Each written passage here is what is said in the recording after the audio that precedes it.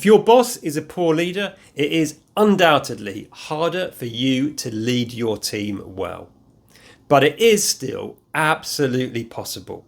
There is always stuff that we can control and stuff that we can influence so we can be the most effective leader possible for our team. The best leaders and managers are, therefore, highly skilled at managing both upwards and down. And that's what we're going to talk about in today's episode of the Leaders Kitbag. Hey, I'm Ben Morton. I'm a leadership trainer, executive coach, and keynote speaker. And everything I do is designed to help create a world where people can go to work feeling inspired to give their absolute best, whilst going home to their loved ones at the end of each and every day, feeling recognised for what they do and appreciated for who they are. So let's dive right into today's content. Managing up isn't just about office politics or our own personal ambition. It is a key part of being an effective leader. And in this episode, I've got 3 tips to help you when you are working for a leader who, let's say, isn't the best. Number 1 is to clarify the bigger picture. When you are being given tasks to complete or objectives to hit and deliver, make sure you are, in a respectful way, asking your boss lots of clarifying questions and frame them in a way so you are demonstrating your support to them in a way that benefits them. You could do that, for example, by saying, to ensure that the team stay focused and deliver what it is you ultimately want, can you help me understand where this objective fits into the bigger picture? Or it could be, what is the ultimate outcome you are looking to achieve here and why? By asking these sorts of questions, it helps your leader to clarify their thinking and nudges them towards effective prioritization. Number 2 is to seek out feedback.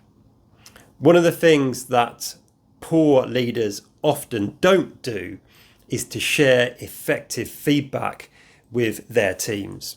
So if you find yourself working in a feedback vacuum, which is really tough for you and your team, you can be proactive by asking for feedback. And once again, frame this in a way that helps your boss.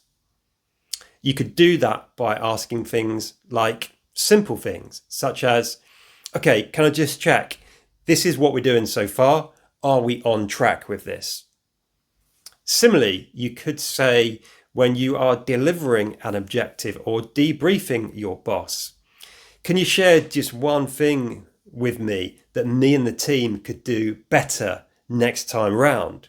And you could potentially add on the back of that to make your life easier. So that is the second tip, to actively seek out feedback. And the third one is to share the wins and successes that are happening within your team. And again, you're starting to understand how if you frame this right, this is going to help make your boss look good. And if our boss is happy and looking good, then our life is going to be easier.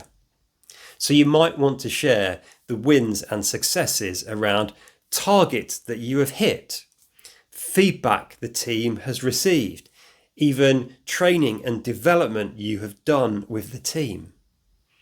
And a bonus tip here to ensure this gets down to the team, you could even make the request when they're in a good mood for them to swing by the team and share some praise.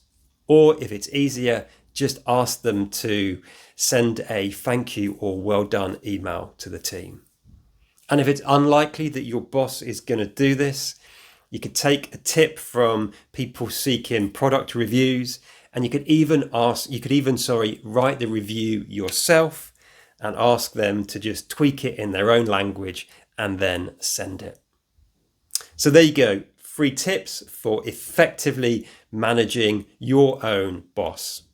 If you found this episode of the Leaders Kit Bag useful, then you can subscribe to my Leaders Kit Bag newsletter by heading over to my website at www.ben-morton.com.